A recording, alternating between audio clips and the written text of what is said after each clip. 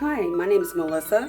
I work at the Archer Branch Library. Today I'm going to demonstrate how to make origami butterflies. The only supplies you're going to need are paper and a pair of scissors, but if you want smaller butterflies, I would also recommend a ruler and pencil.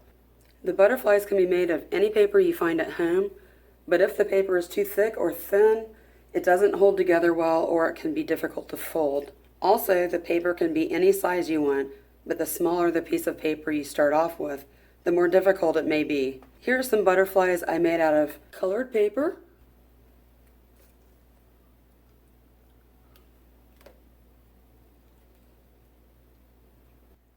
tissue paper, and even an envelope from some junk mail. You can also buy origami paper or super fancy paper from arts and crafts stores or online, but none of that is necessary. Save the wrapping paper and tissue paper when you receive gifts. For an interesting variation, you can decorate the paper before you start folding. Here are some that I did like that. I used a Sharpie to make dashes or plus signs on mine. You can also take a class on mark making or painting on Creative Bug, available through the library's webpage, and make your own pattern paper to turn into butterflies. To begin, you need to have a square sheet of paper. If you have a sheet of copy paper like this, the easiest way to create a square is to take one corner and fold to the opposite side of the paper like this.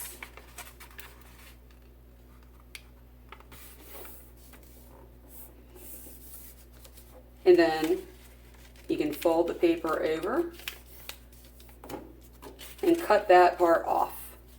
And then what you're left with is a square like this. And if you want smaller squares, I would suggest drawing squares on the paper using pencil and a ruler and just cutting them out.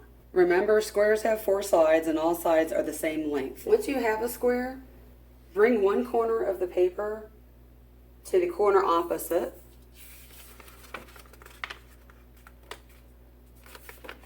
And crease and fold down where it folds over.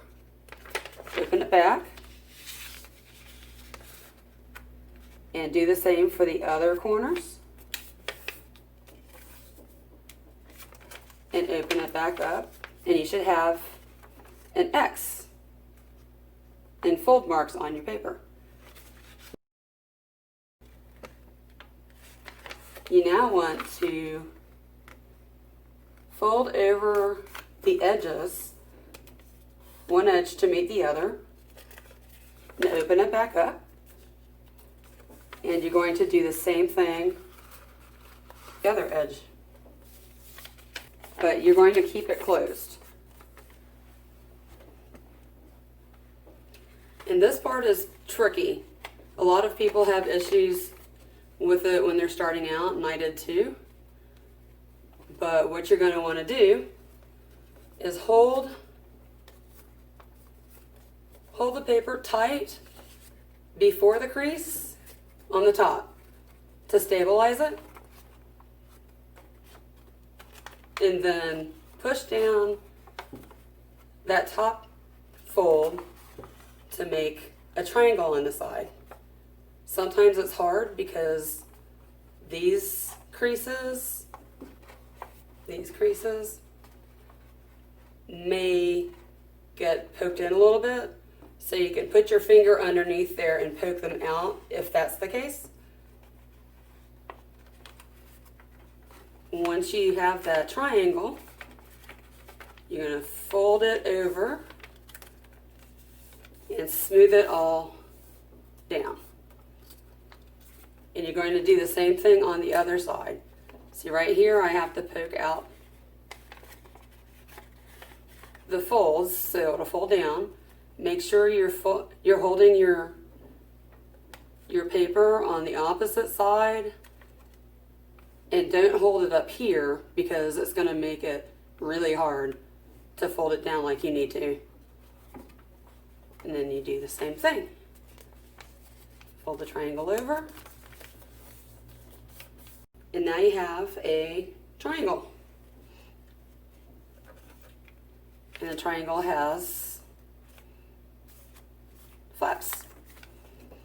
So you're going to fold each of these flaps, the front flaps, up to the top along that middle fold.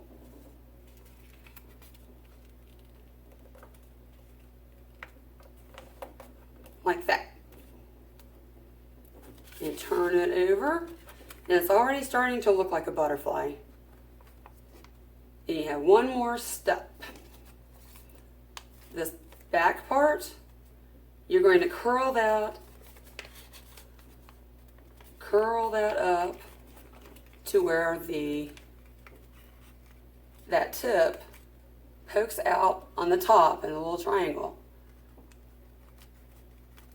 You're going to fold it over and press it down really tight at the place where the triangle folds over.